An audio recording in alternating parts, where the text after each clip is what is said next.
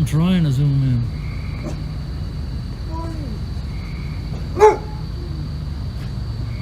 That I zoomed in. I'm trying. Definitely is something that you've never seen before. I know that. All They four all of look the them? exact same.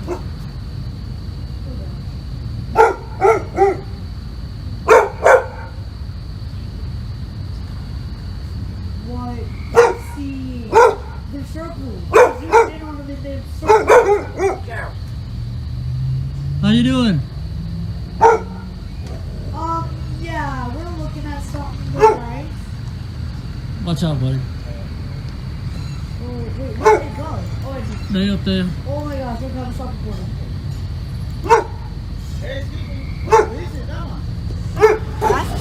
Yeah. Zoomed in on me. I'm trying to zoom in.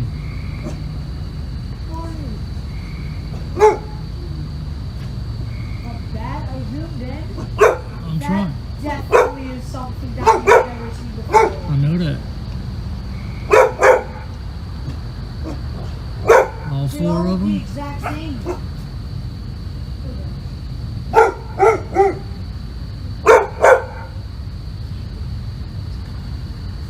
What?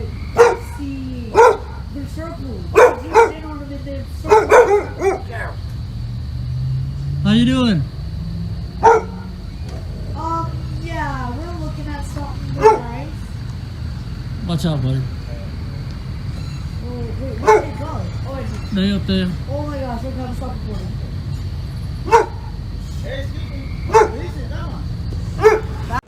So, I got 120 some pages into this book. I'm going to talk about this first before I start this different reading. There's a Robert Monroe's book, Far Journeys, and if you the madness that's in this book, especially after reading, if you read Taken, and then. And I think her other book, Masquerade of Angels, is what it is, or something like that. Maybe I'll read that instead. But if we read this book after reading Taken and The Masquerade of Angels, then you realize when reading this that Robert Monroe was totally tricked, deceived by whatever he was experiencing, whether it was just hallucinatory, which the claims and the people he was with. He claims, and a psychiatrist and psychologist, etc., that he wasn't batshit crazy, but maybe he really did have out-of-body experiences and astral projecting. But the convoluted messages that you get from the other side, if it's allegedly from the other side, you tie that in with what people are having as far as experiences with alien abductions and intrusions and encounters. The message is absolutely batshit crazy, insane. I don't want to be that way. I would like to believe that there really has something going on, but they don't. So then it just led me to this book, and I was like, well, maybe we should look into Dark Psychology 202, the advanced secrets in psychological warfare, dark NLP, dark cognitive behavioral therapy, super manipulation, kamikaze mind control, stealth, persuasion, and human psychology 202 by Michael Pace. I don't know this book, I'm not familiar with it. Hopefully it ended up being a good read, but it's there's something seriously wrong with the what's going on here, so I can see why people get sucked into the religion and all that with the hope that they might have an answer for our dilemma. But unfortunately, I don't think they have the answer. There's nothing that demonstrates that. In fact, I believe that what we're about to read will explain a lot about what religion is and all these new cults and these new modern religions that have been thrown at us in the past century. And introduction, Chapter 1, advanced human psychology you need to know. Chapter 2 is psychological warfare and disseminating your enemy. Chapter 3 is secrets of dark NLP. And they do a lot of that in the churches. Oh my God. Chapter 4, turn CBT around. Chapter 5, manipulation and persuasion to get what you want. Chapter 6, fly into their minds with kamikaze mind control. Chapter 7, deception that would fool an FBI interrogator. Chapter 8, cover your tracks. Chapter 9, get anyone to like you. Chapter 10, create a foolproof facade. And conclusion. And I think this would be a great way to,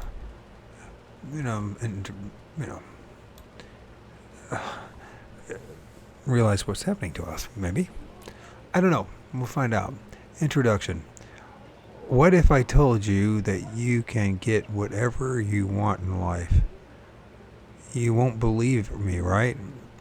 But it's true. You don't have the power to get what you want. One of the biggest obstacles. Okay. Let's see where I'm at. You have the power to get what you want. One of the biggest obstacles that stand in your way is other people, right? So in this book, I will show you how to undermine and get around other people with dark psychology. The term dark puts people off. It's generally associated with evil. While the techniques of this book can certainly be used for evil, they are not necessarily evil in and of themselves. It all depends on how you choose to use these super powerful techniques of influence and mind control. The secrets contained in this book are not light. You can use them to gain control over anyone you want. They are foolproof and very powerful. When you decide to use these methods, you will experience very quick and successful results. You hold a great deal of power when you learn these methods. You will have access inside the minds of others. Once you gain this access, you will be able to do whatever you want with someone's mind. You can convince someone to believe you when you're lying. You can get someone to do what you want.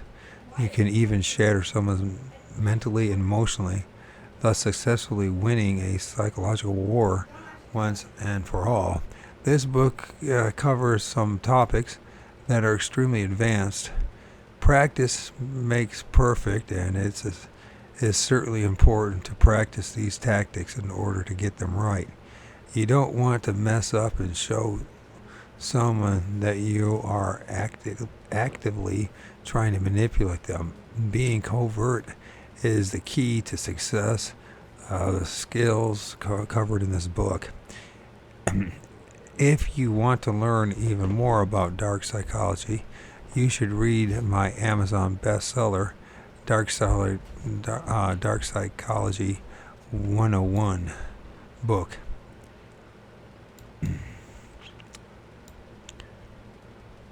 And familiar with the covert manipulation using Dark Psychology 101, then jump to these more advanced tactics. However, sometimes you need to run before you walk. So it is perfect if you want to start with the more advanced tactics covered in this book. First, we will cover secrets of human psychology, which very much help you learn how to employ the methods contained in this book. You must understand the inner workings of the human mind in order to manipulate it. You cannot hope to manipulate people if you don't understand how their minds work. A good manipulator is a home expert in psychology. This book will show you how most people operate and how to use basic human psychology to your advance. Next, we will delve into the good stuff. We will talk about how to crush enemies. Psychological warfare is an ancient method of using human psychology to destroy enemies. Psychological warfare is useful to know because it really works, but it is also perfectly legal. You will be able to get away with psychological warfare, whereas using violence could land you in a prison. You will also cover dark NLP.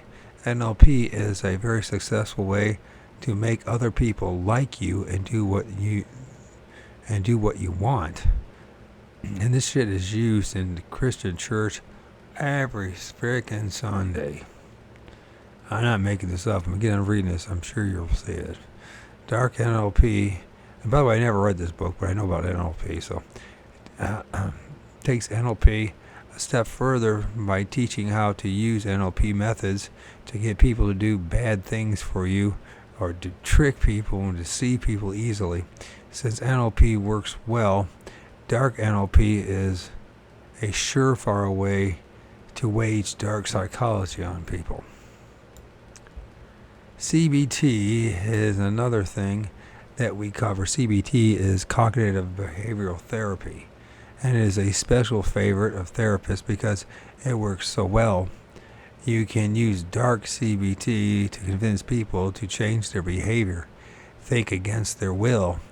You can mold people into what you want using dark CBT. We won't be a good dark we wouldn't be a good dark psychology book if we didn't cover the topics of manipulation and persuasion, getting what you want, what in this world is important. Often people will say no to you, but if you know how to manipulate and persuade, you can easily get people to always say yes. Mind control is the last resort for dealing with people who won't do what you want. Kamikaze mind control is a great way to get people to bend to your will and become whom you want. If you want to lie, the number one problem is getting caught.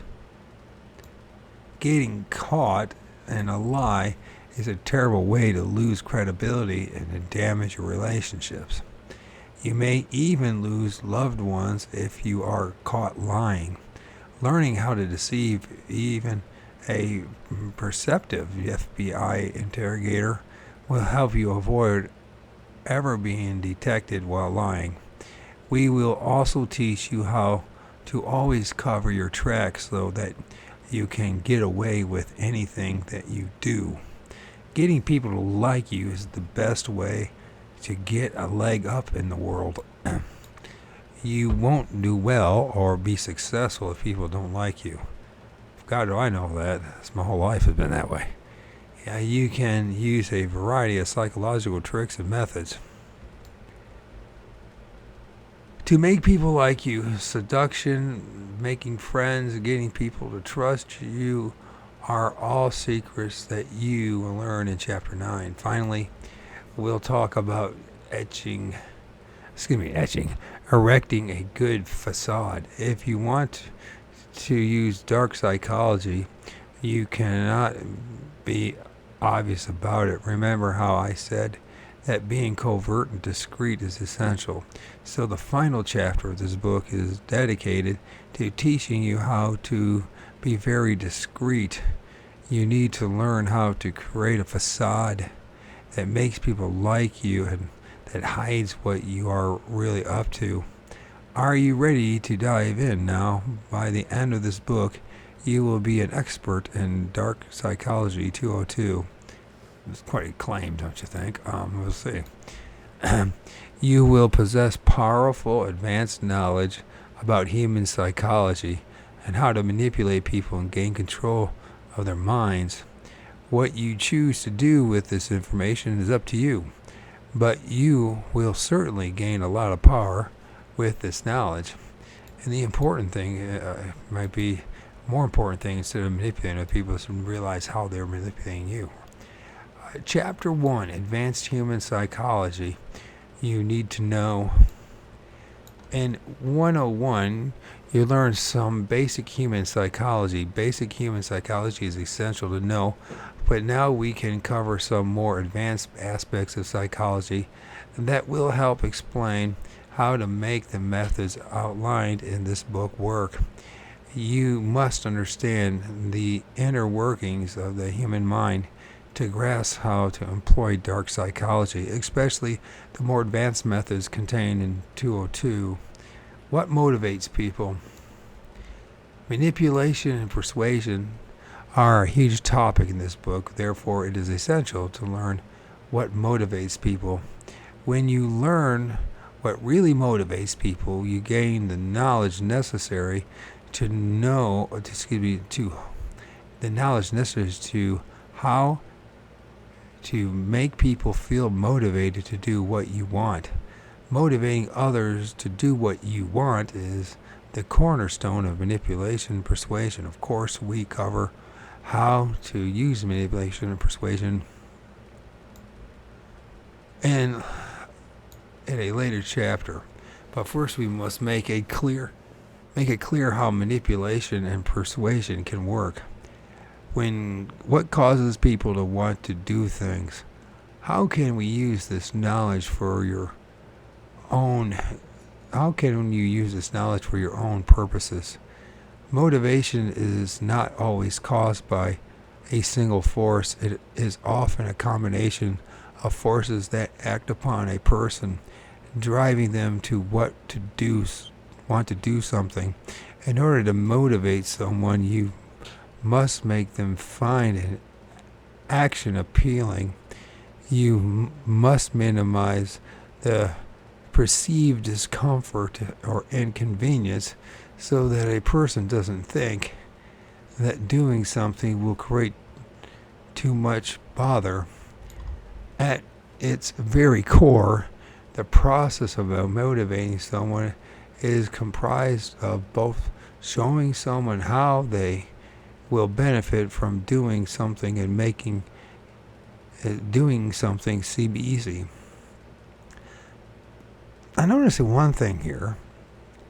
I like the font in this book and the number of words. And instead of like 12 or 14 and trying to pack a whole bunch of words, I noticed that it's much easier to read this way. That says something about how they publish books these days. And I do believe that the way they design and publish books makes it difficult for a lot of people to read. But this way, basically what we're looking at, 8-9 words max across the board, or either across from left to right. We'll go here. There's 3, 6, 10. That and just and the spacing. I like it. It seems a little. Maybe it seems a little adolescent, but maybe that's where I'm at. So, anyways, back to this.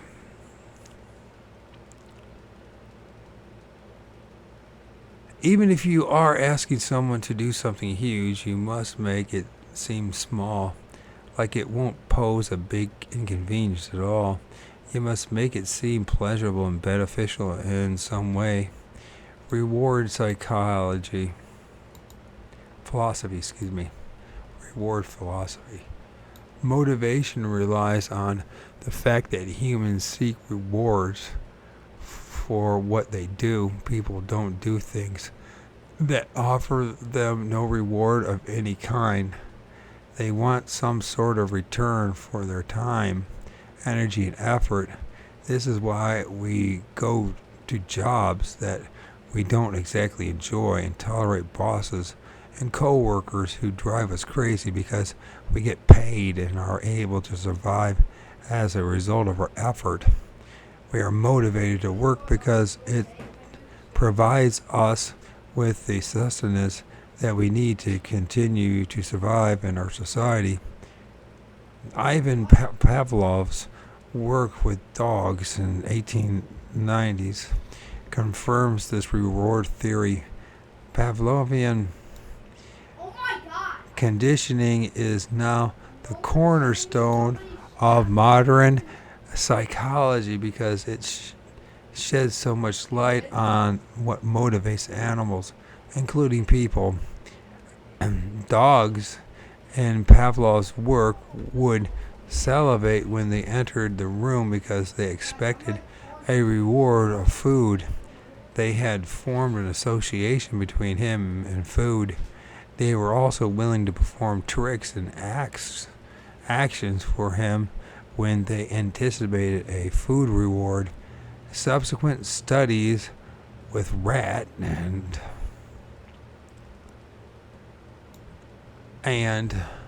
human subjects have proved that this conditioning really works.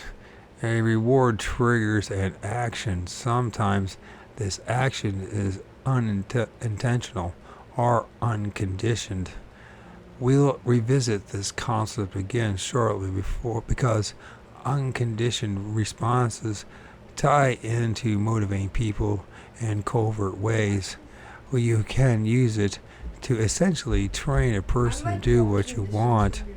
Back to motivation. In order to motivate a person, you must offer them some sort of reward. That reward needs to be something they really want or need.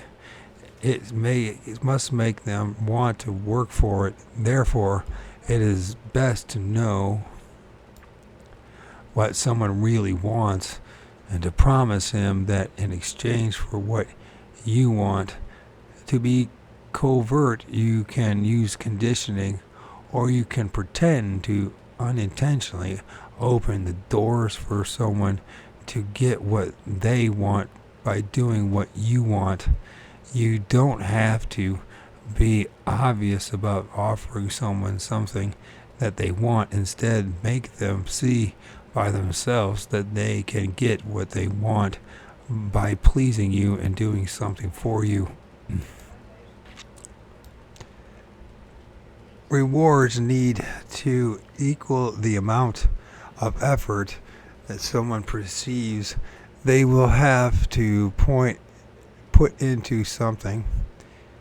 Make sure to offer something big for big things and something small for small things.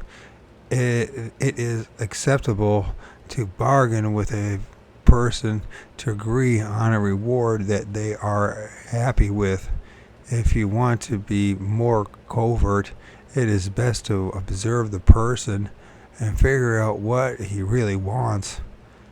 Let's look at an example. Someone in your office wants to be more liked. You observe over time that he strives to win the approval and affection of others. It is clear by his eagerness to talk to people and his nervous laughter whenever someone cracks a joke. But so far, no one really likes him. He's lonely. You can motivate him to do what you want by offering friendship. Make him think that if he does what he wants, he will get in with you. By getting in with you, you will talk him up to others. Others will start to like him as a result. So whatever he does what you want, talk up with him for a while and tell him that he's a great friend. Invite him to sit with you and other co-workers at lunch. Include him in office jokes and activities. He will feel rewarded for pleasing you and will feel motivated to continue doing your bidding. Another example, you have a teen daughter who is obsessed with looking good because she wants other people to like her and admire her. However, she never does her homework. Instead of demanding her to do chores, which won't motivate her, you can motivate her by promising her that you will take her clothes shopping and let her buy that hot new outfit she wants. If she cleans the whole house top to bottom, she does what you want and you reward her with what she wants. She will be motivated to go above and beyond for you, because getting that outfit and looking good to her friends is very important to her. Here's a little secret: most people don't require a huge, fancy, unique reward to be motivated. You don't have to spend a ton of time and money to make people feel rewarded. Most people actually consider acceptance, affection, and validation of who they are pretty huge. If you can offer approval and praise, you are offering a pretty huge reward. Consider social acceptance an essential part of the reward process. Of course, this does not work for everyone, but if you don't know someone well and you notice that someone is not very popular or confident, then you can probably motivate them with the promise of social acceptance and praise. Another powerful secret: people are highly motivated to escape ugly emotions such as guilt or shame. If you use guilt to your advantage, you can make someone want to do something because they will feel bad if they don't. This is where religion comes in, especially Christianity. The Abraham faith and Mohammedanism is bad about that too, but they're all bad anyways. No one wants to feel bad. You want to use guilt to motivate people. You can use guilt to motivate people. Either point out how they will hurt you or make them feel that they can gain redemption for something bad that they did in the past to someone else by performing an action now. Churches use this concept by asking, there you go, for tithes from people to repent for their sins and the fact that Jesus died on the cross for their sins. Acting like someone is hurting you by doing something can make them want to stop doing it because they feel guilty about it. Conditioning. It is very possible to train people to do what you want. You can motivate people by creating an unconditioned response. This goes back to the Pavlovian conditioning that I just discussed. Basically, you want to make someone associate you with a reward. You don't always have to deliver this reward. You don't always have to deliver this reward. I just said that. You just need to create an association. The anticipation of it based on past rewards is sufficient to get people motivated. Pavlov discovered that his dogs would salivate when they saw the lab assistant who typically didn't bring food. They would also salivate whenever they saw Pavlov, regardless of whether or not he was bearing food. When he started experimenting with the bell, he learned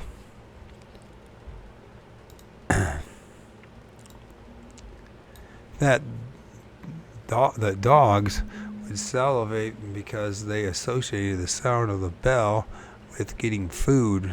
Presenting two stimulus close together and timing helped create these responses, or in other words, condition the dogs. First, you want to reward someone handsomely by doing something for you.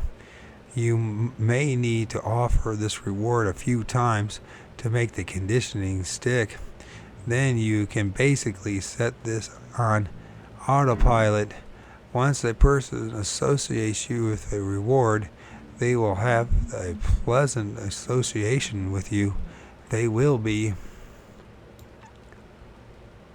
motivated to do things for you even if you don't always have a reward to offer. This ties to the idea that you want to make friends and get people to like you in order to get what you want. People who like you associate you with the pleasurable feeling of being liked and being friends. They will want to do things for you and make you happy to keep you around. They will be more open to what you want as well. Let's say you have a lazy team at the office. You motivate them by offering a pizza party whenever they meet their deadlines or sale goals. People start to expect this pizza party. You don't always have to do it. They will just keep working hard for the chance that they will get pizza. Even once in a while, keep conditioning fresh by throwing a pizza party. It's pretty weak, pizza parties. I wouldn't work for you if you offered me pizza parties, that's for sure. Fuck you and your pizzas. You're going to spend that money, give it to me. That's what I say. Or let's revisit our previous example about the unpopular guy at the office. Now that you have befriended him and brought him into the office social circle and reward for the favor that he does for you, you have made him associate you with warmth and friendliness. He may even depend on you now, because when you're not around, no one likes him or talks to him. You're the one who coaxes him out of his shell, who makes people accept him. Therefore, he wants to stay in your good graces. He may also feel indebted to you. He is basically now your slave. He will do what you want just because he feels so good because of you. The great thing about conditioning is that it can be subtle, however. You can train someone to expect something pleasurable when they do something without making it obvious. I will illustrate this with a few examples to make the concept clear. You have a child who isn't earning good grades. One day you get him ice cream after he pulls an A on the test. From then on, he only gets ice cream when he gets good grades. He will start to associate the great taste of his favorite Baskin-Robbins cone with earning A's. This will drive him to continue making good grades because he anticipates a Baskin-Robbins trip after he brings home that shining report card. Earning an A's will become a pleasurable activity for him because he knows that he gets ice cream when he earns them. The struggle of studying and tutoring no longer bothers him now that he is motivated and has made a positive association between ice cream and doing well in school. This doesn't sound like advanced to me, but alright. Your significant other doesn't like to spend money on you, so he or she finally does. You want to give him or her some of the best sex that you've ever had. Suddenly he or she feels extremely motivated to please you again. You don't want to make him or her think that you will only give him or her good sex when you get something material, so you offer sex as an intermediate reward. Sometimes you do it just because, but this creates a very positive association between you and pleasure. He and she will be more conditioned to please you because he or she knows that you will stay around and keep giving him or her great loving. You will get more affection and be spoiled more as a result. So here's another aspect of conditioning that makes you more covert. You can become a neutral stimulus.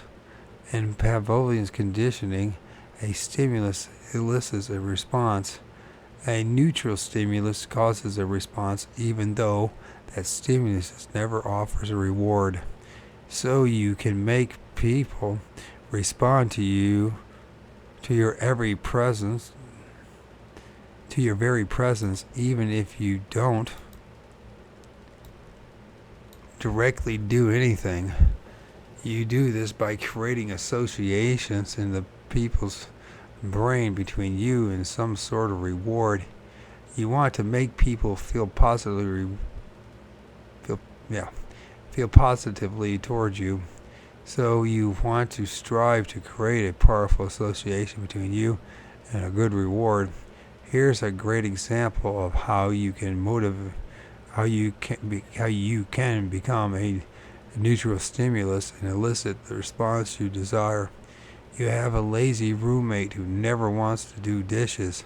One day he does the dishes, so you play a song that she really likes. As she does it, she will associate that great music with doing dishes. From now on, she'll want to do the dishes more.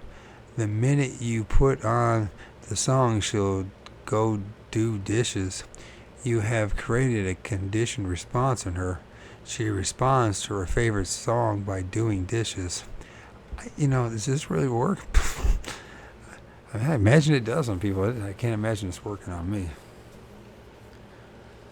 I just do the dishes because I want them to get done. And I know I can't count on nobody, so if very few people can count on yourself, that's what I want. And you learn real fast anyways if someone's manipulating you. You won't be friends long. Unless you tolerate their manipulation for whatever reason. This is essentially training someone like a dog. Convenience. People hate expending too much effort. They won't do it if they think that their reward is not sufficient to compensate them. The most basic illustration of this concept is shopping. If you try to sell something that is priced at more than its dollar worth, then people most likely won't buy it. You want to make sure that people perceive that the effort they will expend is worth the reward that they will receive. There are numerous ways to do this. One way is to be deceptive, making something seem easy when it really isn't. Using a casual tone will often set people at ease and make them think that something is not a big deal, even if it really is. You can talk up how simple a task is and simply mention it very casually to make it seem simple. You can also present a really good reward. The better the reward, the more likely people will go the extra mile. Confirmation bias. Here's a little habit most people have that you can certainly use to your advantage in dark psychology. This is called confirmation bias. It's when people pick and choose evidence from stimulus they see in order to confirm the beliefs or prejudices that they already hold. People will choose to believe something, then search for confirmation in the world around them. They will also ignore or reject information that goes against their biases. It is very hard to change someone's mind.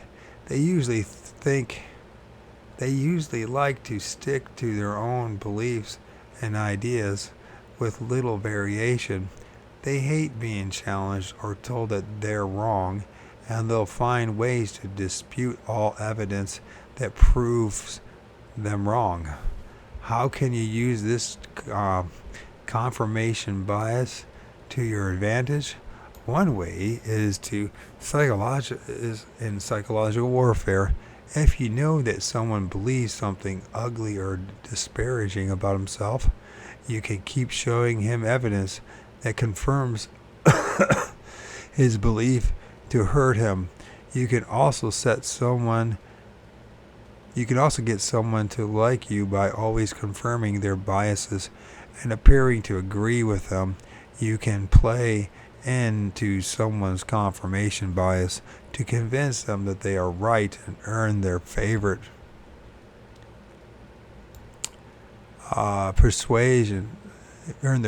in persuasion.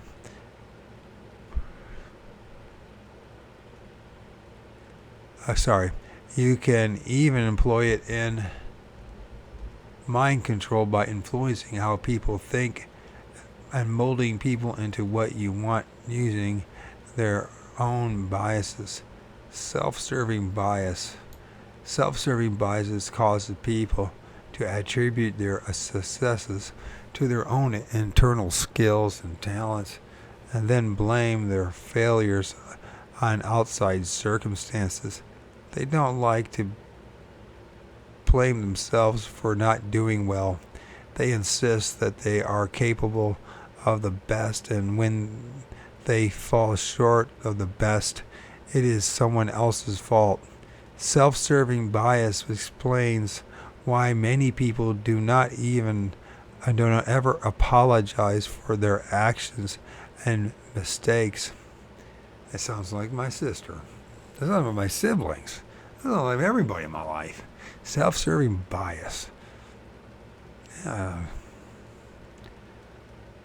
guess, Self-serving bias explains why many people do not ever apologize for their actions or mistakes. They get defensive and genuinely believe that what they did was not wrong or their fault. They are not lying or feigning innocence. They genuinely believe that they are incapable of failure because of self-serving bias. You can use self-serving bias to get people to turn against each other. This is extremely helpful in psychological warfare. You can convince a person that someone else is a terrible person. Turning self-serving bias against someone can really make your enemies crumble via psychological warfare. Modesty bias. Modesty bias is the direct opposite of self-serving bias. It is a bias where someone believes that his failures are his fault, while his success is brought about by others or by luck. People with lowest self-esteem are likely to adopt this type of bias in their thinking. If you spot someone who never brags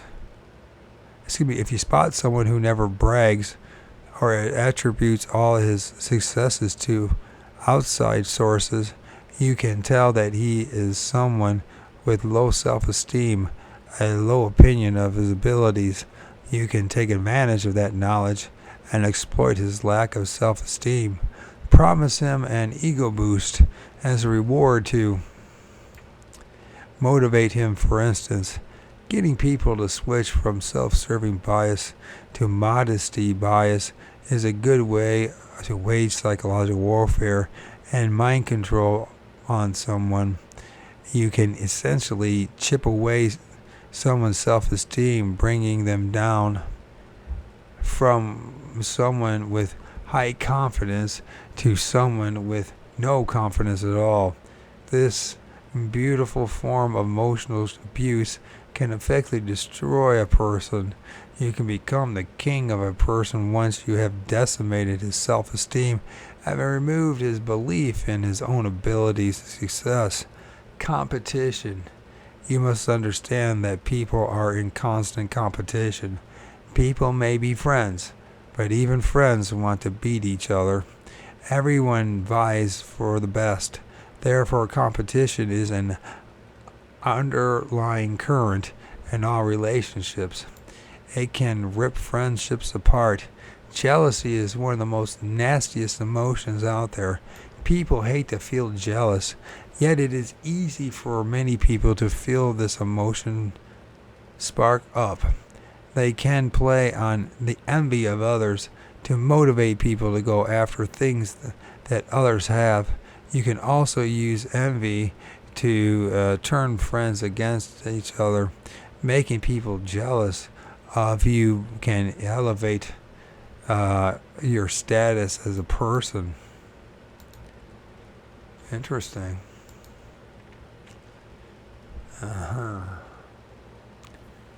Borrow again. Borrow again.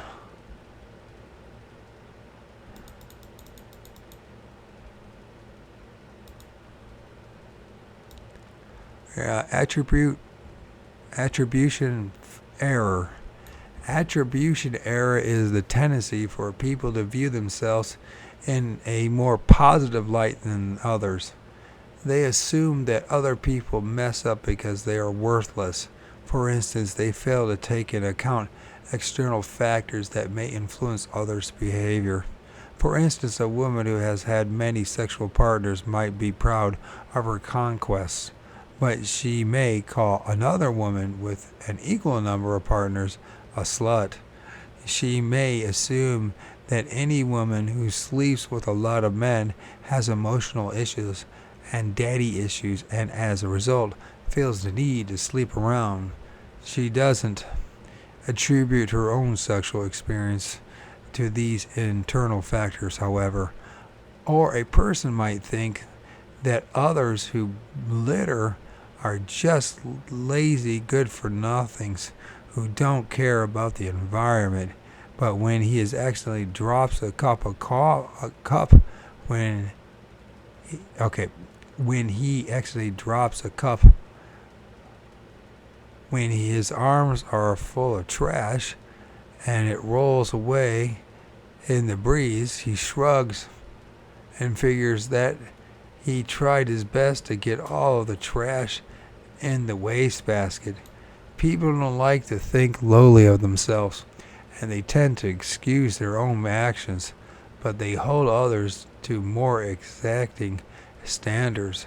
This bias causes people to judge others more harshly than they judge themselves.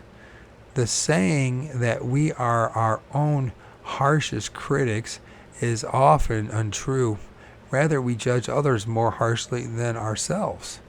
You can use this bias to break down the self-esteem of others and make them feel that everything they do is their own fault. It is one of the keys to emotional abuse. It is also a great way to use psychological warfare to beat on someone who makes a mistake. You can get the whole office to believe that that person who made a simple mistake doesn't care about the welfare of the company and is inefficient, lazy, and incompetent. Liking. That's the next one. Liking is a key part of getting ahead in the world. Taken from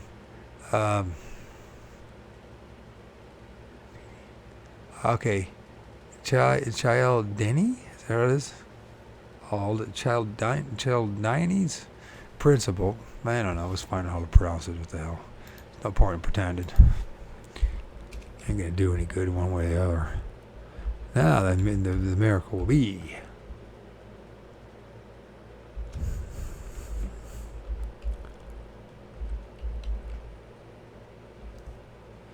Principles of persuasion. Okay. Let's go this first. Let's see if we can pronounce the son of a gun's name.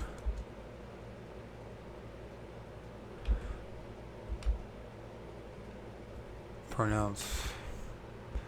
I think I got a P. Cialdini.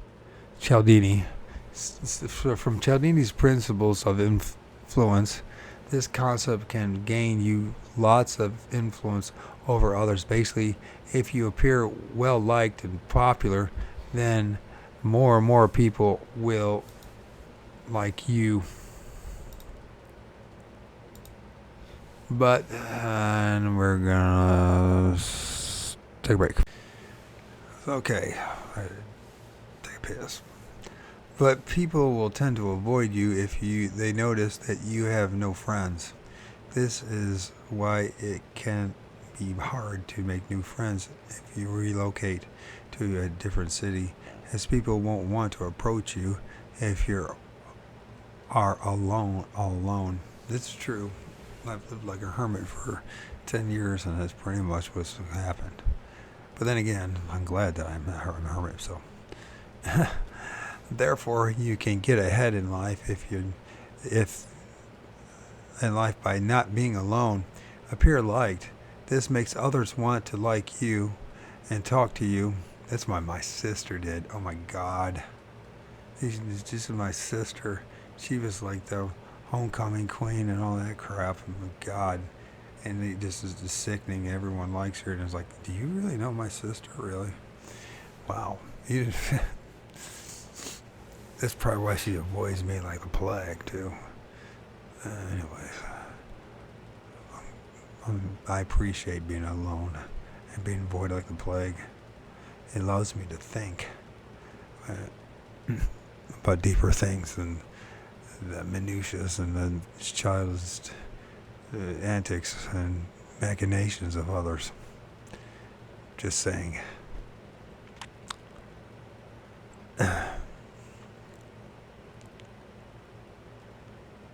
You can make others want to like you and talk to you. You can gain a lot of respect and favor. It's true. That's what politicians do. People will be more likely to do what you want, to respect you, and to trust you if you appear to be liked by many people. It's a perfect example of the Pavlov principles, and this the Cialdini's. Is that how you pronounce his name again? And Cialdini's principles. Look at YouTube. People have millions of followers, tens of thousands, let's put it that way. And they talk about jack shit all day long. Nothing they can't. Things they can't prove. None of it they can prove. And the closer you are to the truth, I notice people, the more they just kind of don't want it. And people don't want it. Very few of us actually want the truth. As they say, truth is a lonely warrior. And it sure the fuck is. So, this is why people place such huge importance on social media likes. It gives the illusion of popularity. I don't get any likes. I could care less. I don't do this for likes or for a following. I do this for my learning. And I use it because I know that is a very important principle in learning, regardless if anybody else is paying attention, is at least create the illusion that somebody's paying attention. You need to talk about it. You need to speak out loud. You can also use the liking principle to create trends and influence massive amounts of people. If you rock a trend, others will be more likely to adopt it if you are liked. This is true. The modern world of social media can also help you spread trends more easily. You can influence people to fit your ideas and to do what you want if you appear to have enough followers. And apparently you can pay for that stuff, right? I think a lot of people, they pay for followers and likes. You can pay for it to create the illusion. And and I also noticed too that with analytics scores, if you get like 1,000 followers, then all of a sudden things really ramp up. And then I guess, I don't know what the next magic number is, at 10,000, something like that. I don't know. But then it snowballs, and as long as you're playing along with the sensors, yes, you get quite a great following. And I used to have thousands of followers, but I decided, 2 years ago, in 2020, in the very beginning of the year, that I was going to fall on my sword if I could save one person's life. Why? Because in the day, so I could live with myself. I knew what was going on. I knew the eugenics and the agenda. And if I didn't say something, I would be guilty of not, of somebody's potential, if they, end up, with a miserable existence. Or no longer being with us, so. To each their own. To each their own. My thinking is this way. Sure, I could have a whole bunch of people in my life, right? But if it's all just a facade to begin with, if it's all just a fantasy, and it's all an illusion, and I can't be my authentic self, then it fucking isn't worth anything. How I see things is, either there's a whole crowd of people going that way, I'll go talk to a damn tree. I'll get a more honest and more insightful conversation with that tree than I will with most people. It sounds harsh, but it's the truth. And it's from my years of experience. What people care about? People have a list of things that they hold very dear. When things are attacked, people tend to get very defensive. And you can gain a lot of power over someone by finding out what he cares about so passionately. Most people can only be pushed so far. Understanding someone's limits can be very helpful when you are trying to use dark psychology. You don't want to push someone too far, or you will lose their cooperation. Of course, you can chip away at someone's self-esteem and lower their inhibitions over time. The more you gain trust or lower your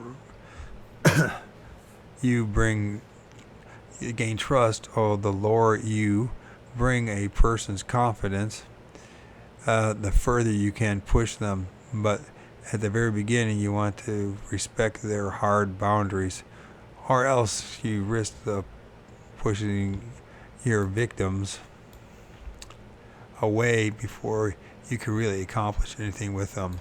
And that's a great example of the past 2 years, 3 years, right? In the agenda, they pushed too hard.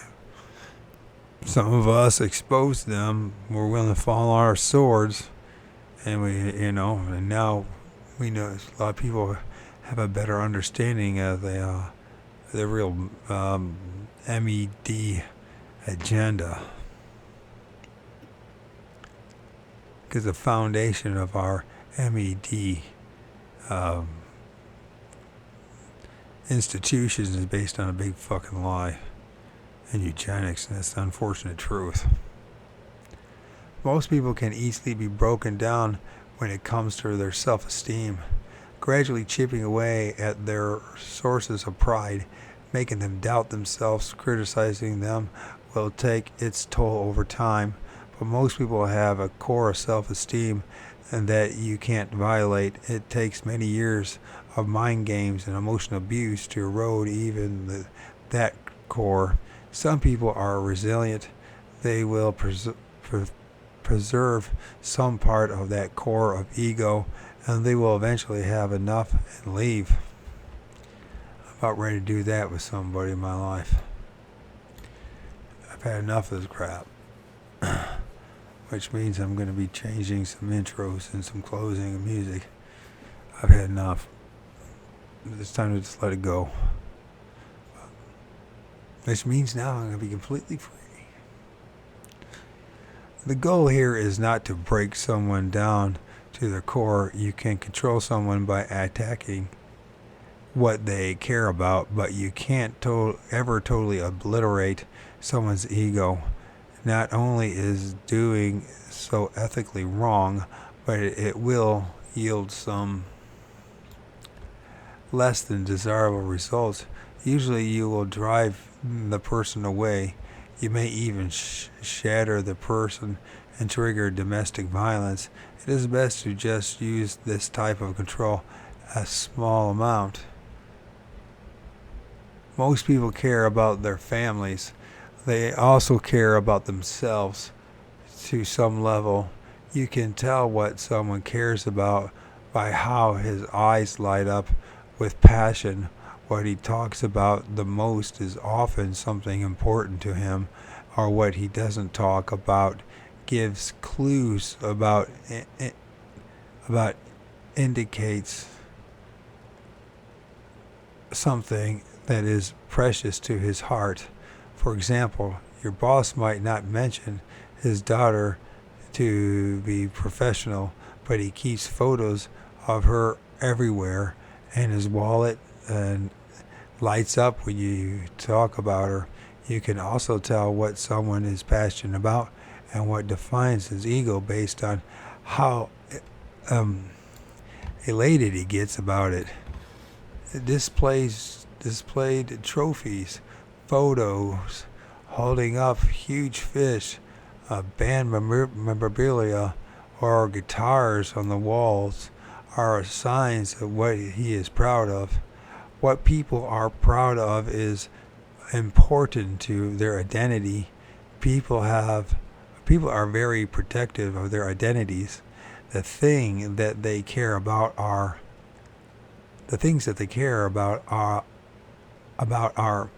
integral parts of who they are. So they cling to these things and defend themselves furiously.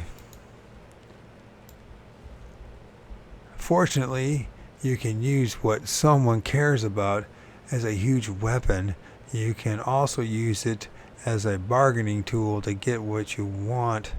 On the other hand, you could also use it to find out people who are easy to manipulate, people who have low confidence, poor sense of identity, and little that they care about are often the easiest to control and manipulate because they won't stand up for themselves. Let's try this again. People who have low confidence, poor sense of identity, and little that they care about are often the easiest to control and manipulate because they won't stand up for themselves. It depends. It depends. Of course, you didn't say always so. They won't have a healthy sense of boundaries and won't be able to say no or tell you off. You can spot a person with literally no confidence by his lack of conviction in what he says.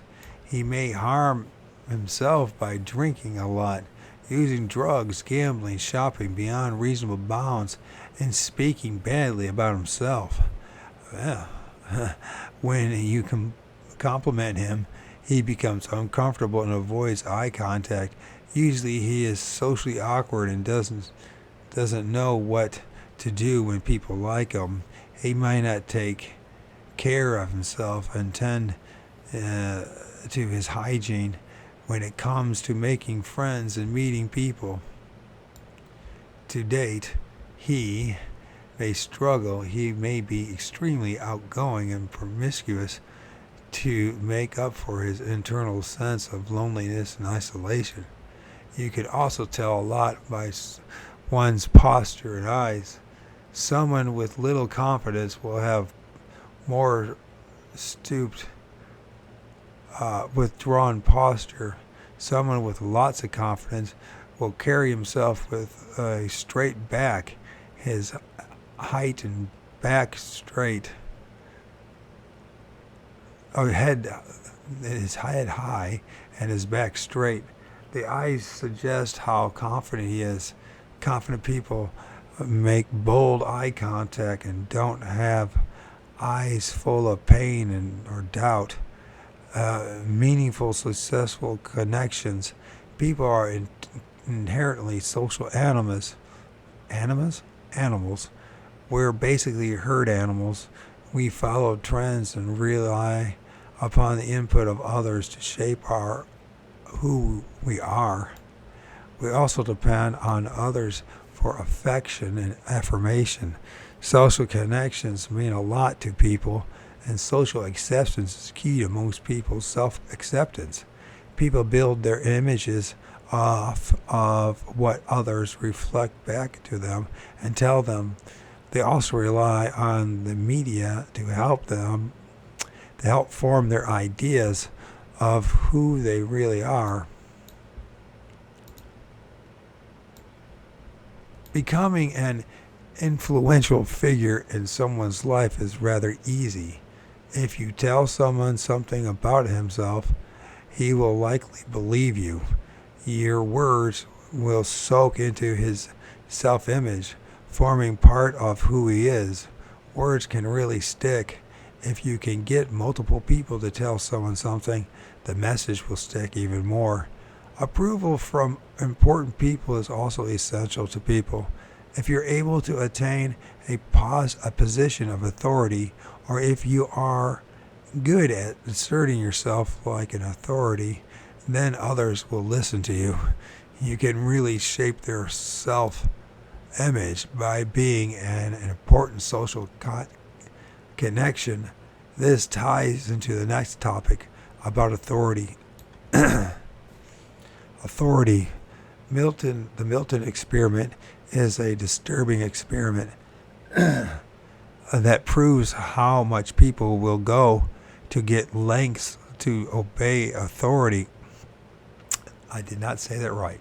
The Milton experiment is a disturbing experiment that proves how much people will go to great lengths to obey authority even when it goes against their own interests.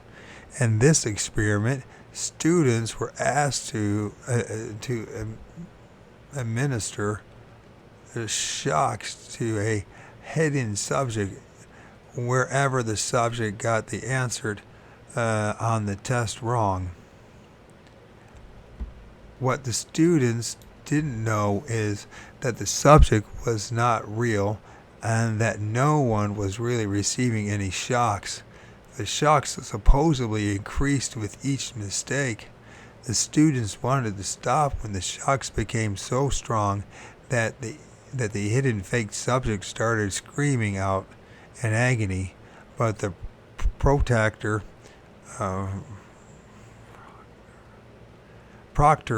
of the experiment encouraged them to go on. Almost all the students went against their own desires and obeyed the proctor. This was proctor.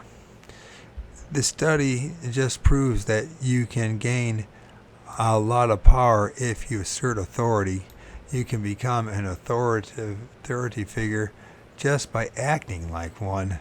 If you act like you know what you're doing and you are in the right, people will listen.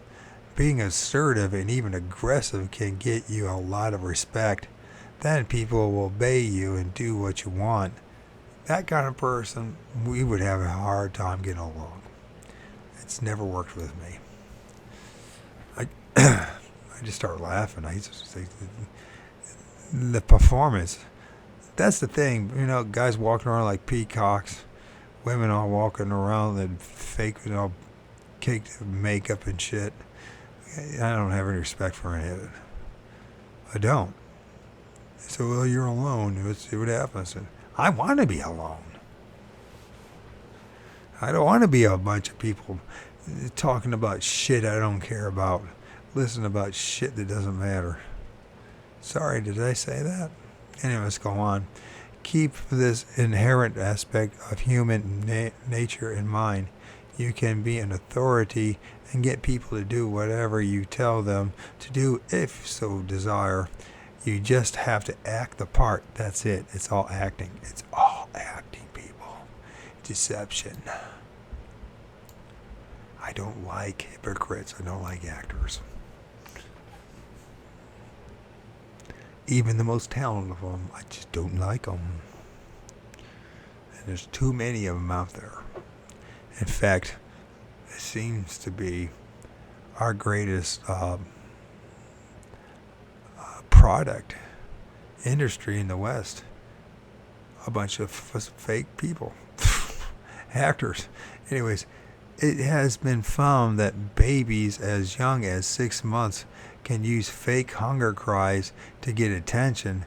This means that people naturally know how to lie from an early age. Dishonesty is a defensive mechanism that people use to preserve their images and their relationships while keeping their personal freedom. Subconscious manifestations. Everyone has a subconscious.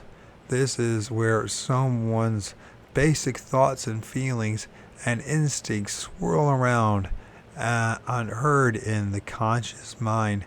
But this hardly means that the subconscious mind is hidden away from detection. The subconscious mind has a habit of rearing its head up and manifesting in a person's behavior patterns, gestures, and word choices, facial expressions, dreams, and so on. You can glean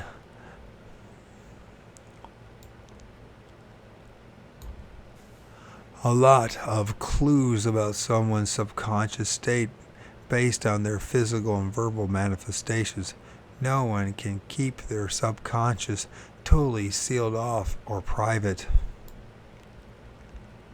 The subconscious mind influences how people act. It determines exactly what someone feels and how they respond. The patterns and conditioning that a person has learned over his lifetime all exist in the subconscious mind and rule behavior from the deep.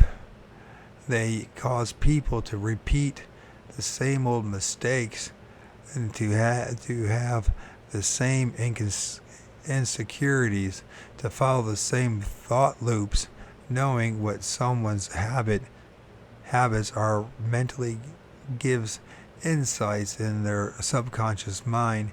Being able to read someone's hidden thoughts and instincts, things that they may not even be aware of, is a great way to gain control over someone and possibly completely destroy them mentally in warfare. Many people have a lot of repressed memories dwelling in their subconscious minds as well. Repressed memories can manifest in a variety of emotional problems and outbursts, including depression and anxiety, but they can also become unveiled and cause havoc in someone's life. Unresolved issues and repressed memories are basically ticking time bombs. If you can unlock someone's repressed memories with triggers, you can really cause some damage. Subliminal mind tricks. Subliminal advertising actually works. The human mind is far more observant and aware than it appears. You notice things that you are not aware of. That's why when an image of McDonald's Golden Arch briefly flashes on TV, you might suddenly start craving a Big Mac. Companies have gotten in trouble for subliminal advertising in the past, but that doesn't mean that it doesn't still exist. Subliminal advertising injects images and sounds and senses into your brain that trigger associations. You can utilize this concept in mind control. Put ideas into people's minds, make them think that something came into their mind randomly so that you appear innocent. You can very much influence people without anyone ever knowing.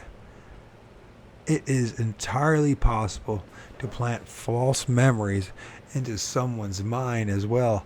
False memories are a problem in psychotherapy, where a therapist might suggest things to a trusting client. The client starts to assume that these things happen. his mind manufactures corresponding memories that are totally false. You can use the power of suggestion to plant ideas and memories into someone's mind. False memories can potentially rip apart someone's sense of identity, emotional well-being, and can serve you in a variety of dark ways.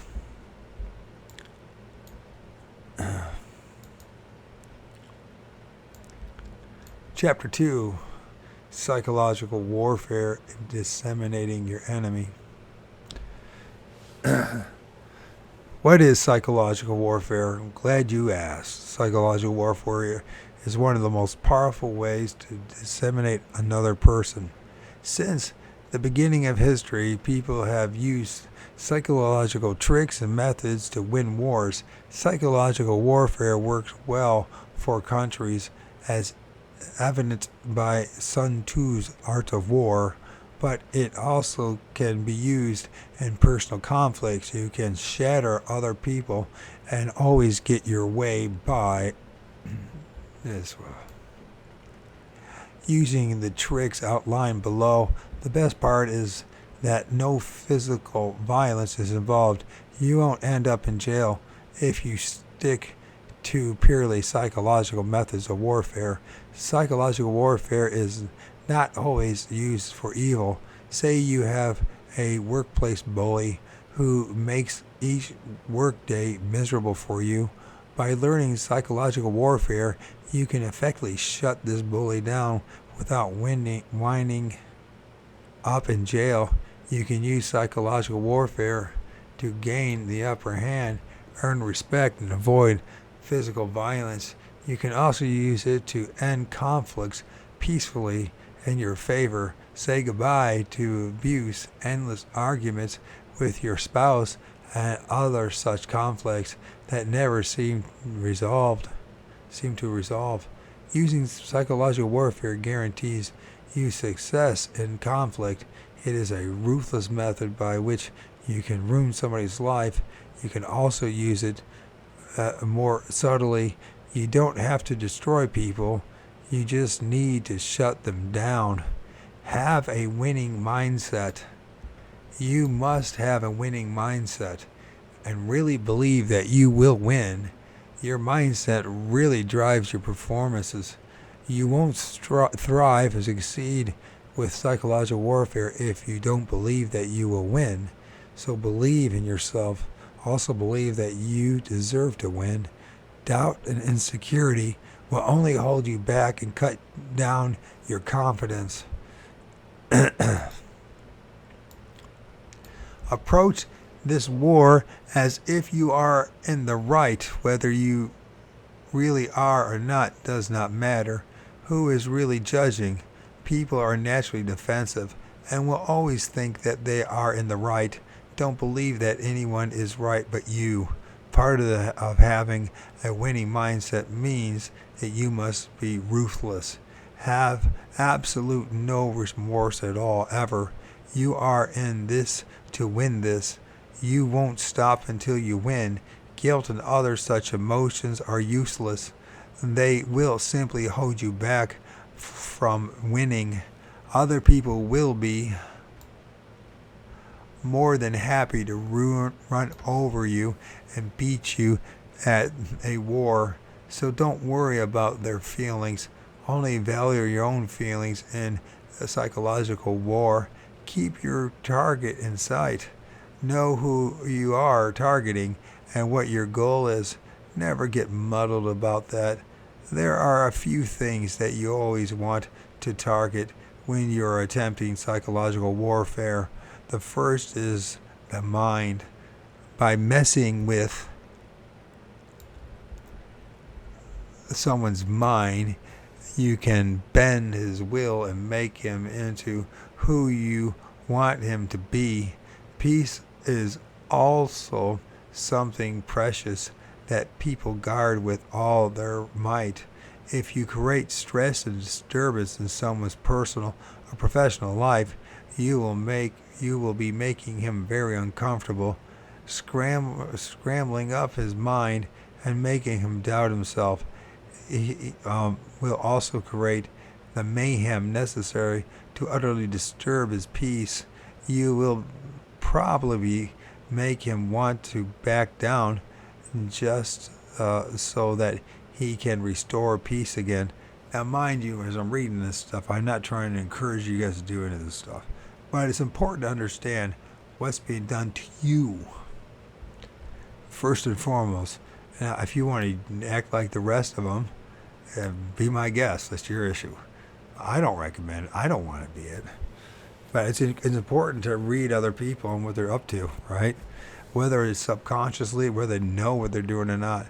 But psychological warfare is going constantly, whether it's, organized criminal syndicates like government and monarchies and militaries, or, it could be your local gang or gangsters, right?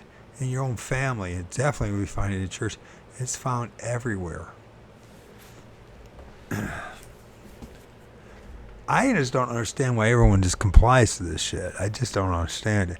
Except I understand that in order to reject this stuff, someone has to be willing to stand alone. There's very few of us for some damn reason. Reputation is very important, and remember, you have no control over it. You really don't. It's an illusion. People are quite protective of their reputations. If you damage someone's reputation, or at least threaten it, you put him in a vulnerable position. He doesn't want to look bad or lose his social contacts.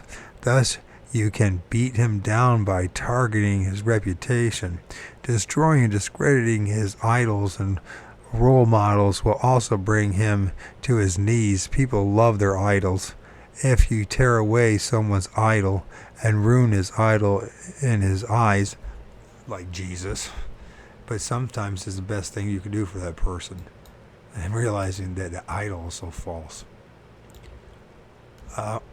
You remove part of his identity. You thus crush his spirit and make him doubt everything that he has believed in, which, by the way, is not a bad thing. As long as the reprogramming is in the right, honest, direction, which is incredibly difficult, by the way. How many times do you have to go through this, the peeling away of the onions, to realize the facade that's all around you and who is you? Blackmail. Blackmail is so powerful. Everyone has a secret. You just have to find it. When you reveal that you know the secret, you gain an incredible amount of power. Often people will do anything to get you to keep their secrets from them. Keep their secrets for them. Be careful with blackmail, though. Some people will kill just to keep a secret. It's true. Discredit someone. A man's reputation precedes him everywhere he goes. Therefore, a person will highly value what others think of him. Discrediting him and tearing down his reputation will destroy him. He won't be able to get the jobs, credibility, and the friends he was able to before. But they're all fake friends anyway, so that's the thing. There are many ways to effectively discredit someone. Identically, you can find out a dirty secret and leak it to the world. A porn collection, wasting company hours, plagiarizing academic papers. These are all activities that you can use to discredit someone's reputation very easily. But say you don't know the secret about someone, that's fine. You can still discredit him by making him look stupid in front of others. Tell embarrassing stories or jokes that make him look bad. Poke fun at him with other people. Convince them that he is silly. Oh God, that happens all the time, doesn't it? When you introduce him, you can point out less than stellar details to bring him down in others' eyes. Start a rumor about something shameful from his past. And by the way, there's a shitload of people that think just like this son of a bitch. That's the thing, and you got to understand what you're dealing with, because a lot of people, they are destroyed because of it. They think there's something wrong with them when really the people that are trying to destroy them through psychological warfare, the gossiping and all that, they're the ones that have a problem.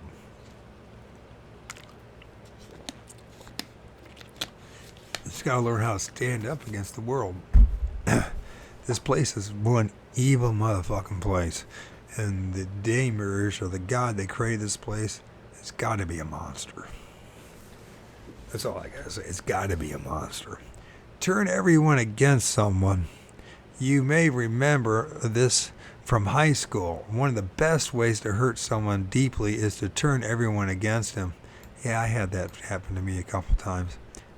And it was pretty, a lot of this happens instinctively. People are just that shitty that they don't need to read this book.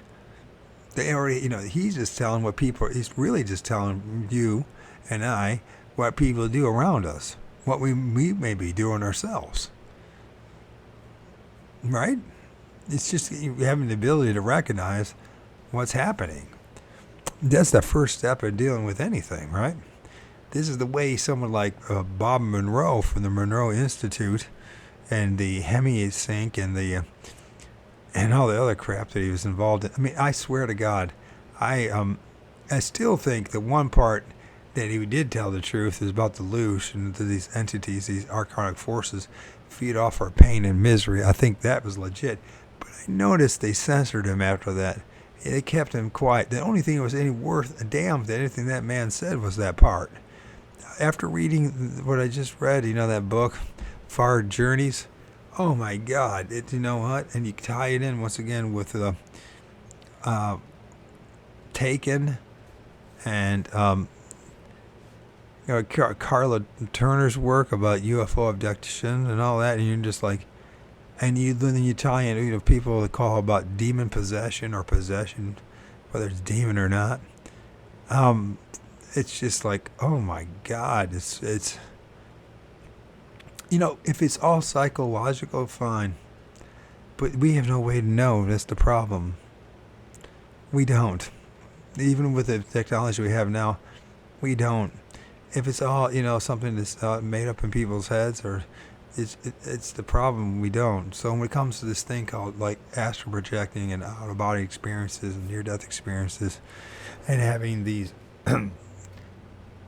poltergeist experiences and being tormented and possession and all that, something serious is going on. Not all the time. Maybe a lot of times it really is some chemical imbalance. But a lot of times things do happen. I've seen shit with my own eyes, so you can't tell me there's not something going on around us. When you have a damn friggin' what looks like a Bigfoot 15 feet in front of your fucking face, you stand next to a Crow Indian medicine man, you can't tell me. No, I can't prove it to you. That's the thing. That's how this shit show works. The darker mysteries, the deeper truths, they're not revealed to everyone for some damn reason. It's not like, we all know that a squirrel exists for the most part, right? If you don't, at some point in your life, you're going to realize a squirrel exists. So, whatever rodents in your part of the world, there's some critter, some bird, something that some tree that everyone should, by the time you're in your 20s, you should be able to recognize what an oak tree is from a maple tree, right? Based on the leaves and the seeds and stuff like that. Whether it's the right, placeholder or name, it doesn't really matter. We all uniformly agree with that, right? We know that that's a tree. And so, when it comes to these interdimensional, parapsychological, paraphysical, psychological hallucinations, and when you have this stuff and you're not on drugs and there's nothing wrong with you, really, you might have health issues, but overall there's nothing wrong with your thinking. You realize that there's something going on around us, right? There's things in the sky, or you want to call them UFOs or little green men or flying saucers, or they're massive balls of plasma or some other thing. I mean, the fascinating thing is listen to how everyone's trying to figure this shit out. No one's figured it out yet. And if they have figured it out, you know what? They're not going to tell you. You know, the reason why people rule over you is because they have secrets. So they're never going to share with you.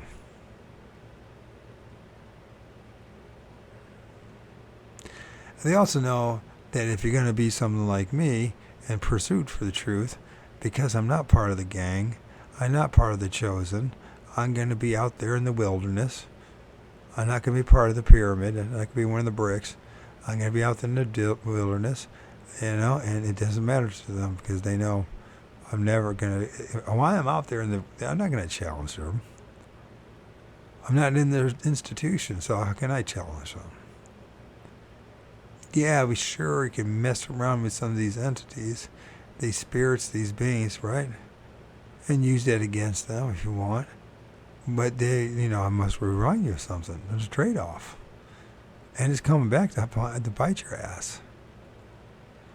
So ultimately, like many a shaman and many a wise man has figured out, the only purpose here is to figure out how not to come back.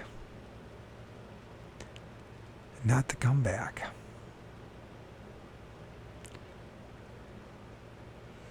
Because we're never going to find out fully why we're here in this soul trap matrix. The most rational, logical thing that I've figured out is that we were tricked to come here. I know I was. And I don't want to come back. I think what happened with me was, in all honesty, is I was tricked and I came back here. They forced me to come back here. Hopefully for the last time. Because I was kicking and screaming in my mom's belly. I didn't want to come here. It's been nothing but living hell for nearly 56 years. Yeah, there have been moments, punctuation of good times. Love my son, and, you know, there was a time, you know, me and my son's mother got along, right? And the sex was great, right? Making love to a beautiful woman is wonderful, right? But it doesn't last forever. And you still got to live your life. And you can't, you know, that fantasy, you know, it wears off. And you're left with each other. And for, you know, I'm not going to be in a relationship with people in which they demand me to be something other than I am. It ain't worth it. I hope it's not worth it for you as well. Turning everyone against someone, you may remember this from high school. One of the best ways to hurt someone deeply is to turn everyone against them.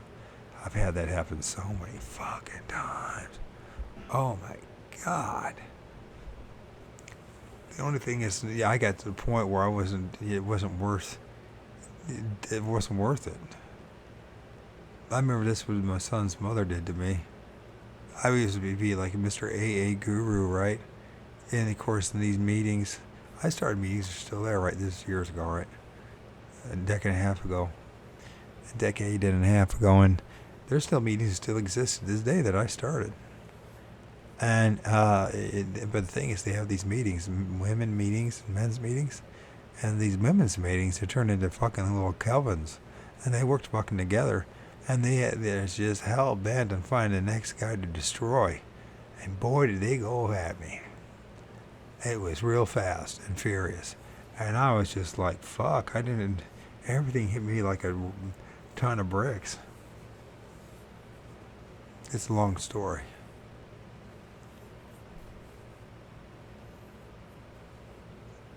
Needless to say, what I'm reading here, you know, what happened to me 12 years ago. Everything. Actually, 15 years ago, if you talk more, 14 years ago, if you talk more about what actually, it started with the swine flu GBD jab and them taking everything away from me. It happens a lot more than people realize or want to admit. I mean, we have our own black shirts or brown shirts here to say. There's a lot of awful in this fucking world, anyways. Tell people that he said mean things about them and things that will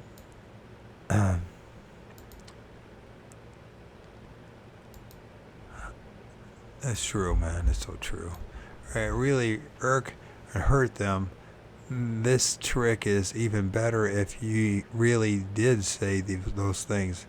Make people think that he is a bad person in any way that you can. Maybe you can set him up so that he cheats on his best friends and leaks ugly things he said about the company he works at on his private social media account. Then when everyone is angry with him, you strip away his friends and his defenses. He is hurt. You can launch another attack, and you can just sit back and grin as he must fight it to get all of his friends and loved ones back. I had that happen to me. I just didn't fight. I said, you know what?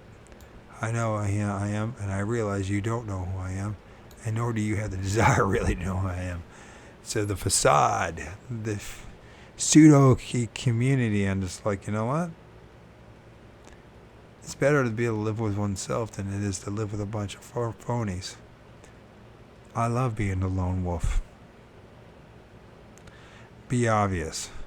Acting like you're doing nothing wrong and be obvious about what you are doing will actually set people at ease. If you are not busy sneaking around, then it will look like you have nothing to hide.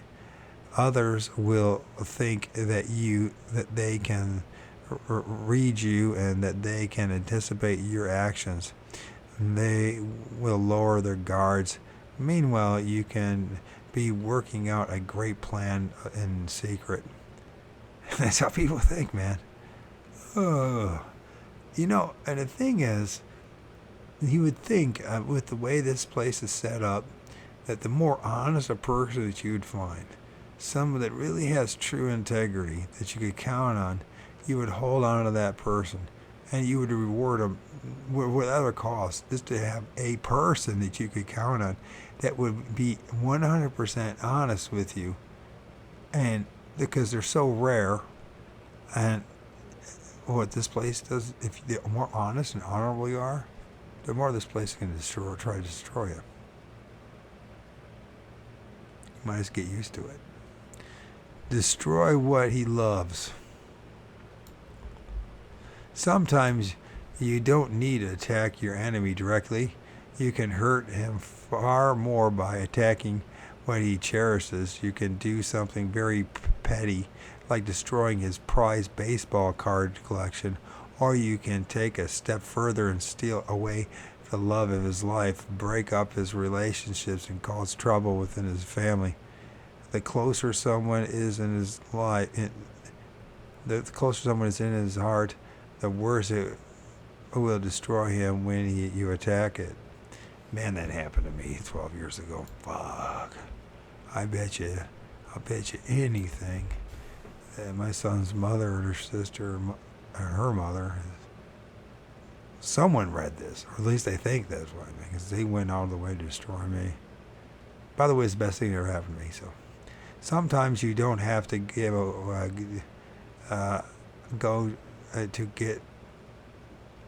you don't have to go to great lengths to make a person miserable. Say he loves eating lunch in peace. Attack his peace by bugging him incessantly at lunch and telling people that his lunch hour is the best time to call him. He won't be able to enjoy lunch anymore. He will hate you for ruining this one small thing that he loves out of his trying workday. Reminds me of 1984, doesn't it? In Winston. Oh, God. I can just see the image now. Take away privileges if you can. This is what women are doing when they withhold sex from their partners after disagreements. This is also a basic premise of the silent treatment. Removing something from someone loves or enjoys. Remove something someone loves or enjoys with you as punishment, and you will likely break him down after a while. There's a lot of sick folks out there. Oh. It's important to read, though. My book is extremely important to read. Have someone else fight your battles. Tricking other people into working for you will often help you win a psychological battle. Get people to perform actions that may seem innocent. For instance, tell a coworker to take someone a message. Say, I'm too busy to take this message from Rob to Sarah, so can you do it? The message can be something horrible that may hurt his feelings. Spreading rumors is one of the best ways to get others to do your dirty work for you. You can start a rumor but claim that you heard it from someone else. Rumors spread like wildfire with little help. Everyone will participate in the gossip mill. Getting others to do your dirty work keeps you looking innocent.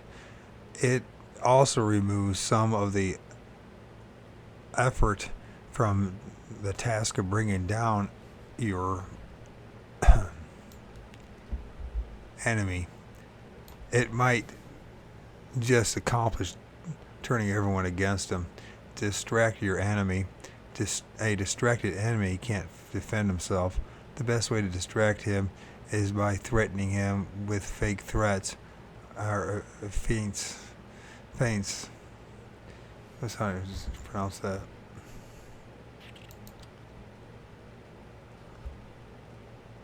Feints? I think that's how you pronounce it.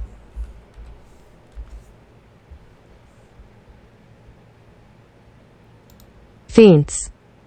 Feints. And feints. A deceptive action or move instead of intended to distract from one's real purpose. Feints. Feinting the action. Feinting the war or whatever. Using feints, you can use a trick that Sun Tzu referred to as creating something from nothing. Basically, you want to perform a feint, pretend to try to attack him in some small way that he can easily fend off. Then perform the same feint again. He will react to the first two feints. By the third feint, he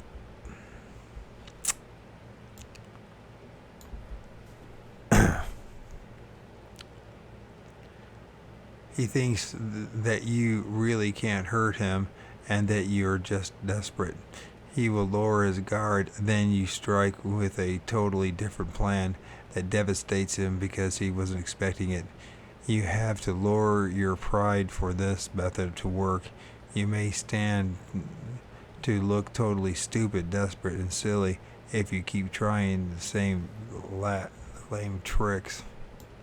You have to be patient and let go of the ego and make this successful. Man, it reminds me of Rick Remrack and him faking the gargoyle of demon in his backyard.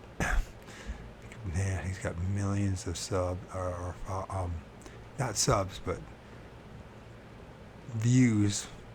And you try to tell people this, he even admits it. Got it on a record. He admitted he faked the damn shit. People won't listen. Attack when he's weakest. Sometimes patience pays. You can wait until your enemy is weakened by a devastating life event such as a death in the family or a house foreclosure. Then you can really hurt them. This just sounds so much like the corporate life. It's also great to pretend to forgive someone and to be his friend. That way, when he really needs help, he will turn to you. You can then refuse to help him when he needs you most. Offer a smile and say, sorry, but that's not my problem. You shouldn't have hurt me if you wanted my help. Pretend to be someone's friend. Building on the last concept, you can gain a lot of power over someone if you earn his trust. Pretend to forgive him and try to be his friend. He may want to befriend you if he feels that he wronged you and you're some kind of forgiving saint. Keep him close and learn all you can about him. Make him think that it's all water under the bridge so that he is not expecting you to attack him. Then when you see your opportunity, you can seize it. He will be laid out open for you. You can really hurt him when he thinks that you're his friend. Maybe sleep with his significant other or break something that means the world to him.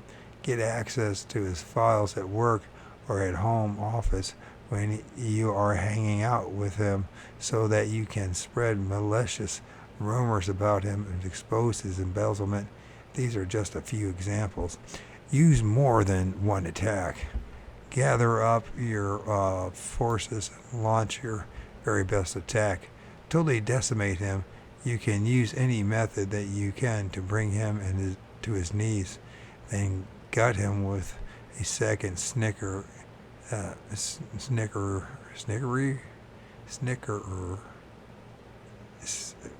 sneakier attack, and gut him with a second sneakier attack. You might consider attacking his ego while he's already down. Insult him and attack the things that he's most proud of. Eliminate his... It's sick just reading this shit. And people think this way too. Friends while he's already down. Do whatever you can to add insult to injury. Strip away his comfort. People are creatures of comfort. They feel comfortable in their current positions. People are most vulnerable when you have them in an unknown and unfamiliar situation. For instance, your enemy might be tough around his buddies, but when you get him in a situation where none of his friends are present, you can rip into him with your best insults. He won't be able to defend himself, and no one will be there to defend him. Therefore, he's weak, and you get to exploit that. You never want your enemy to have any source of strength or any advantage. Disable him by removing his sources of strength and support. Strip him of his leadership positions and remove him from his comfort zone. And when he's lonely and is weak, when he is unstable, he is weak. When he doesn't know what to do, he is weak. Exploit that weakness. Make your attack when he is at his most vulnerable and uncertain. It's sick reading this. Put someone in a desperate situation. To make your enemy desperate, your enemy puts you in a huge advantage. You want to make him either rely on you or put him in a weak position when he's easily hurt. Slash his tires when he's parked in a sketchy neighborhood. Take away his position at work. Cause a fight with his family. Put him in some sort of horrible situation that he will feel desperate to escape from, and he will put so much energy into escaping that he will not be able to defend himself. Then you can deliver the coup de grace. The coup de grace.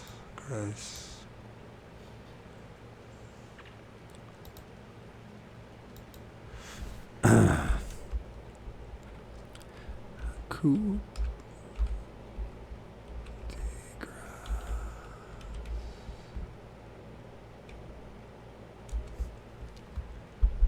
It makes me sick reading this, but it's how people work. It's how they work. Might as well not pretend it doesn't happen. And like I said, I'm not promoting it. We are looking at how it means the final blow or the final shot given to kill a wounded person or an animal.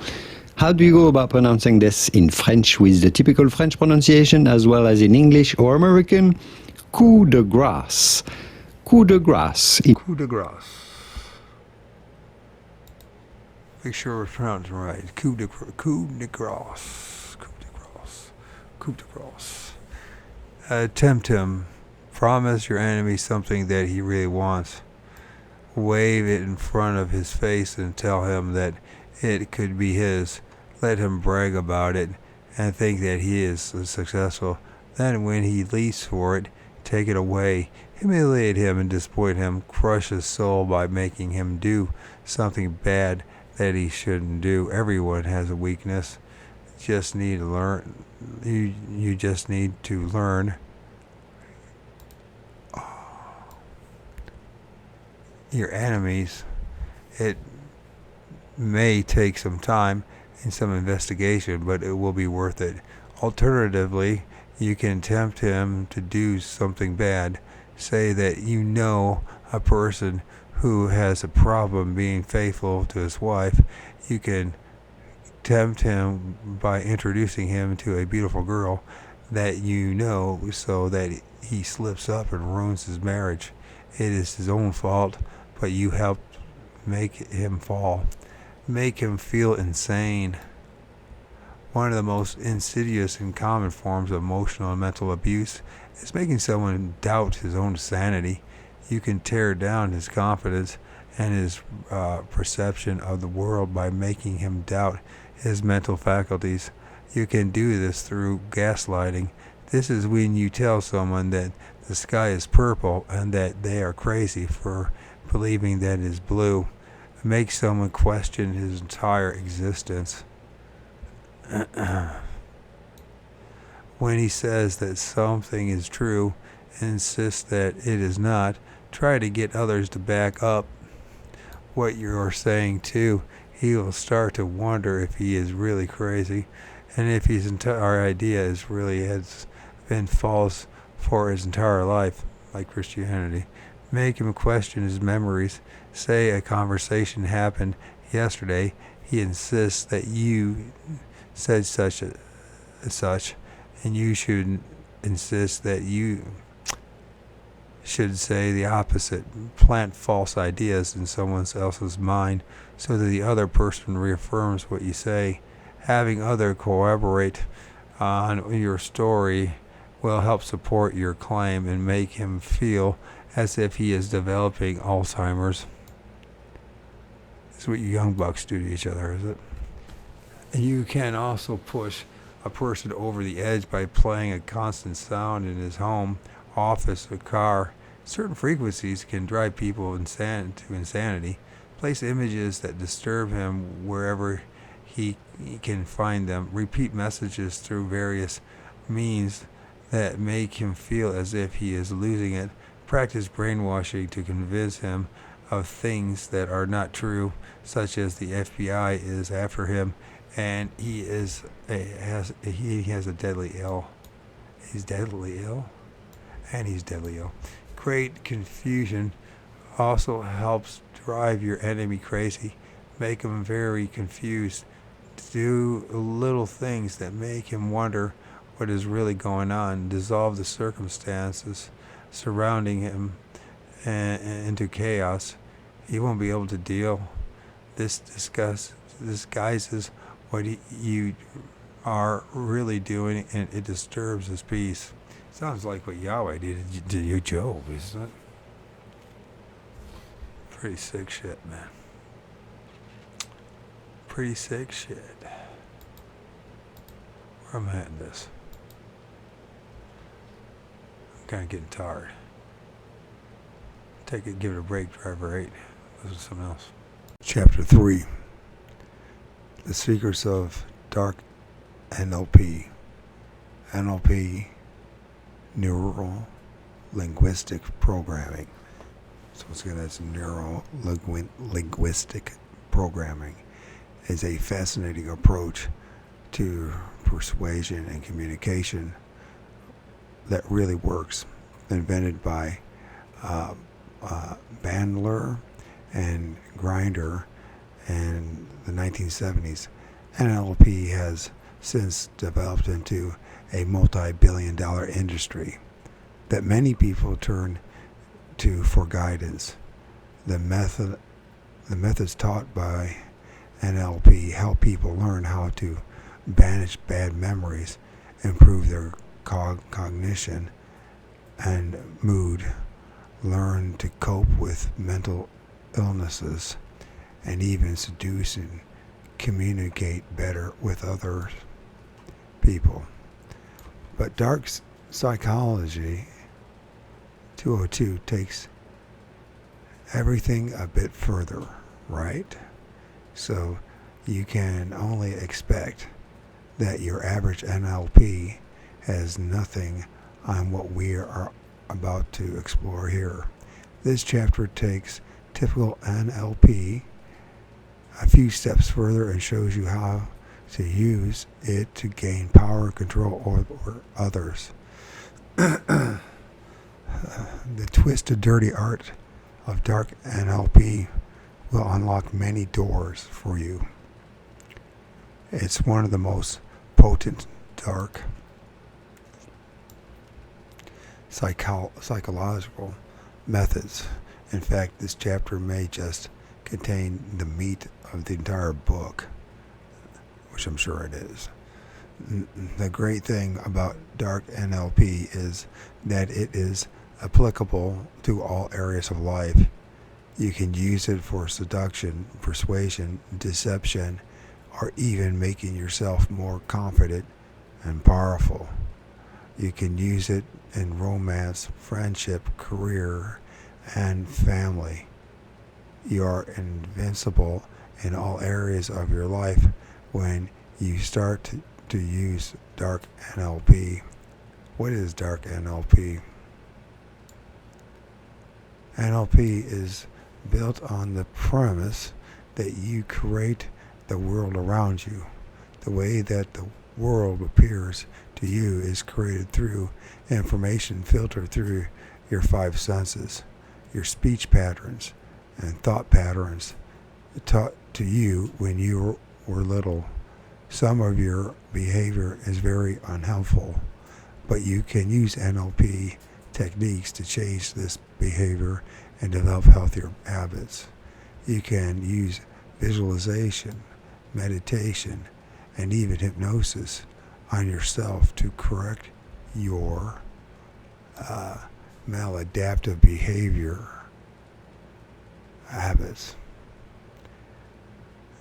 You can basically get into your own head and change your basic thought habits.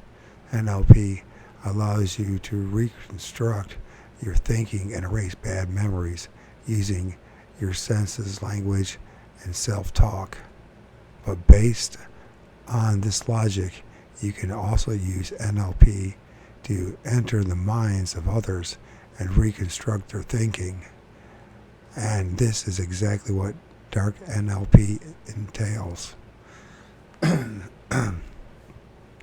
Dark NLP takes helpful NLP practices and flips them on other people. Dark NLP can be used for good or evil. Either way, it gives you significant control over others by allowing you to rewrite their brains and affect their thinking. Using dark NLP, you break people's behavior down into simple parts, and then you affect change by showing people how to behave differently. You use subtle influence to make people think about their actions and approach situations differently. Dark NLP essentially provides a tunnel directly into someone's mind. You can access their mind with simple techniques like sensory stimulation, gestures, and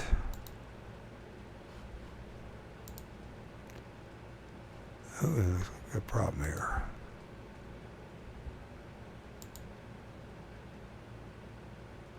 This book is not available.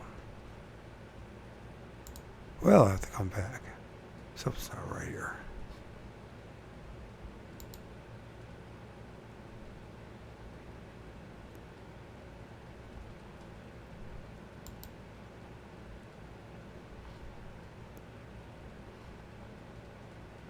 Let's see. Yep. Oh well. Take a break, driver 8.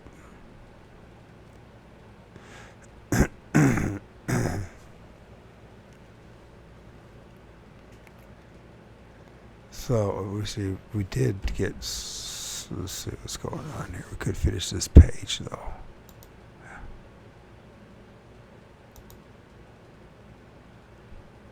Yeah.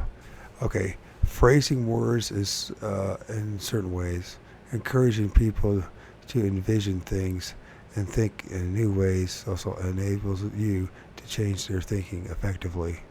The best part of NLP is performed through simply nuances in speech and sensory stimulus. Therefore, it is undetectable. You can gain control over someone and he will never guess that you are the reason he is changing. Well, you don't have to worry about the way I read and speak for this to work on you when I'm doing it. Just to let you know. What you need to know. You need to know a few things about a person before you can make him change.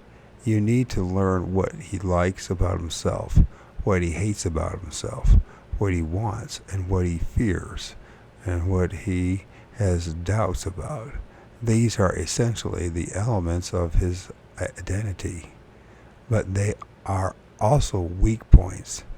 When you target them, you can change them, and you can hurt someone through his doubts, fears, and dislikes, and disable him by removing all of the things that he likes about himself and hopes for.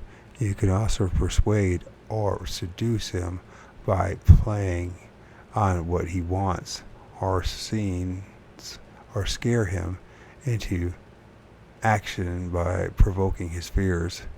Do you understand now why these 5 things are so important to using dark NLP? The 5 things.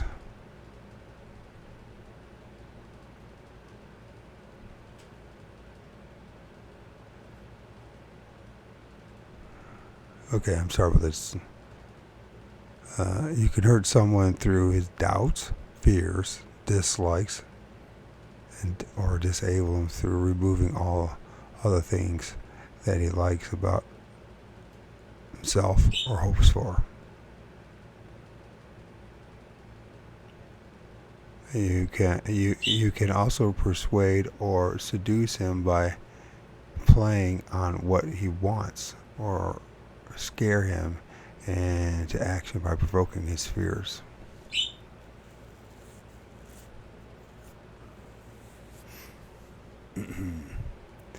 That's what they do in religion.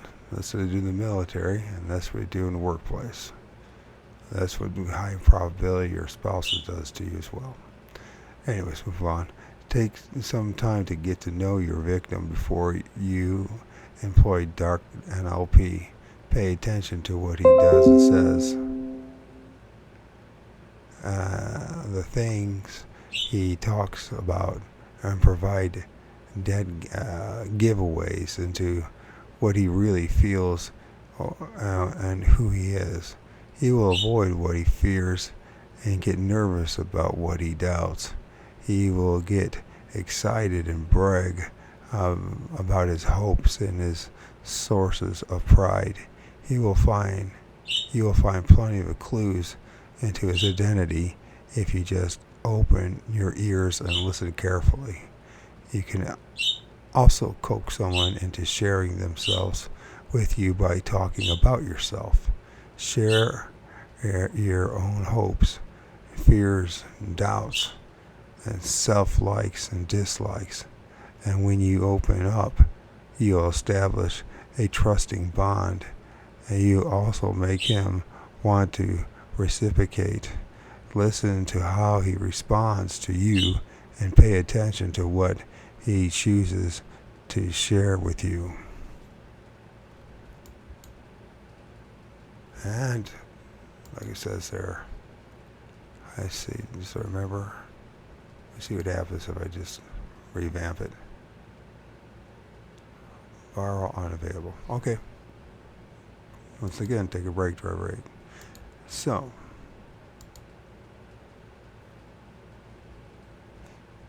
there you go. And go back to sleep. What is some stuff I want to talk about?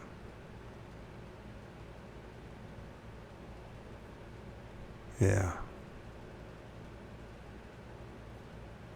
And just for some reason, I'm thinking about the next book I want to read. Once again, when I started this, I was talking about that Bob Monroe book that I started reading. I don't know if you want to post it. It's pure madness. But the thing is, once again, in his out-of-body experiences that he felt he was going through, it sounds an awful lot like what happens to people. I mean, the trickery, the fuckery that goes on when they have these quote-unquote alien abductions or intrusions. What people talk about as well is like demonic possession, a spiritual possession, the possession of other spirits. And there's something out there around us, so whether other people like to hear it, whether here's the thing. You don't have to turn what I just said into something spiritual. It doesn't have to be something that the religious and the atheists have to fight over. If we just open our eyes collectively and recognize there's outside forces or a force, whether it's the super spectrum or people call God, or these archonic forces, these spirits or beings that are around us, that may pretend to be our ancestral spirits. Maybe they are our ancestral spirits. The fact of the matter is, and they influence, and this is one thing about free will. How does one have free will if one doesn't know what circumstances they're really in? Belief is not the same thing as knowing, right? We all know that. And so, when you believe something that you can't verify, quantify, then you have to ask yourself, what am I? What really is happening? Am I clear about it? Is my perspective, really on point? This is where major religions come in. And all cults come in. If you compare UFO cults with the Abrahamic cults or the Eastern world's cults, they overlay perfectly. And the funny thing is that everyone's accusing the other group of oh no, they're the ones practicing witchcraft, sorcery, deception, NLP, while they themselves are doing it. And one of the best ways to talk about controlling and manipulating other people is convincing them that they're right, even though there's no way they supporting their confirmation biases, right? That's what the religious leaders are there for, folks. Your pastor's not there to tell you the truth. How could he? He does himself know. He himself doesn't know the truth. But his job is to persuade you to think that he knows the truth. You can say that all the way up to the Pope. At least when it comes to the conversations that you may have with these people, or you hear of them, what they say on their behind their podiums and on their stages. But when you confront these people with the knowledge of what's really going on, you see that these monotheistic faiths really aren't that, and they're just as much pagan as anybody else's. They just repackaged it in a way to be more palatable to the naive. But there's just as much human sacrifice going on. And it certainly is. That's what wars are all about. Anyways. If you're going to try, go all the way. Otherwise, don't even start. If you're going to try, go all the way. This could mean losing girlfriends, wives, relatives, jobs, and maybe your mind.